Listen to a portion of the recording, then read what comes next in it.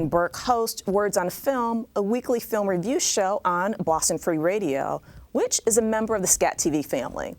We asked Dan to share some of his favorite holiday movies that you've probably never seen. One film that gets particularly overlooked during the holiday season, unlike A Charlie Brown Christmas, It's a Wonderful Life, and all the rest of the holiday classics, is a relatively new one called Joyeux Noël. It actually is pretty recent. It came out in 2005 and was nominated in 2006 for an Academy Award for Best Foreign Language Film. It's the true story of the front lines of World War I on Christmas Eve in 1914. The German, French, and Scottish armies are fighting each other. But on Christmas Eve, what starts off as a ceasefire develops into something gradually a little bit more poignant. All the members of the front line come together to congregate, at first for a church service, and then for a soccer game, and later a memorial for the recently departed, and so on.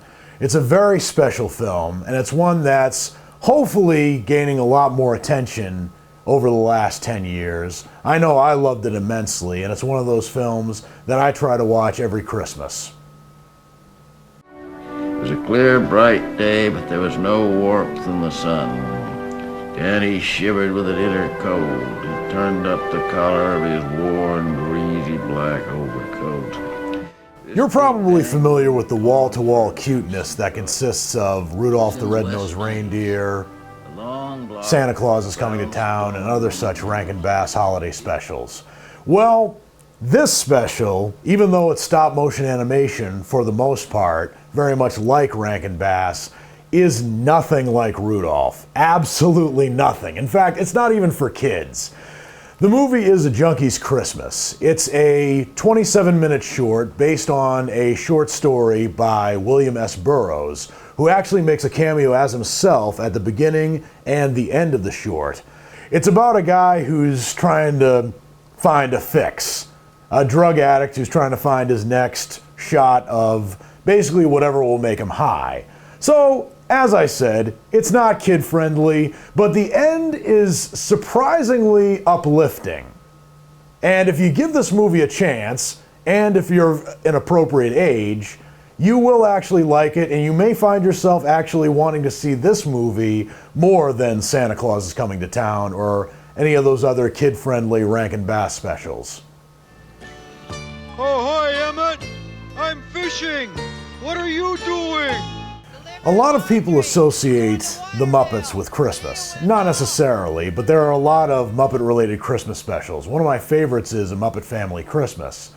But without Kermit the Frog, Miss Piggy, and all the rest, my other favorite Muppet Christmas special is Emmett Otter's Jug Band Christmas, which is based on a book of the same name that was written in the early 70s.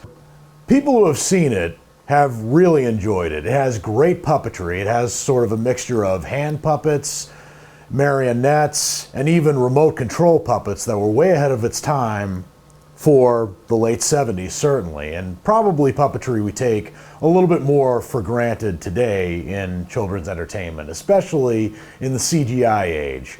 But Emmett Otter's Jug Band Christmas is one of those movies that doesn't have any references to Santa or really any real, I guess you could call it, Christmas songs.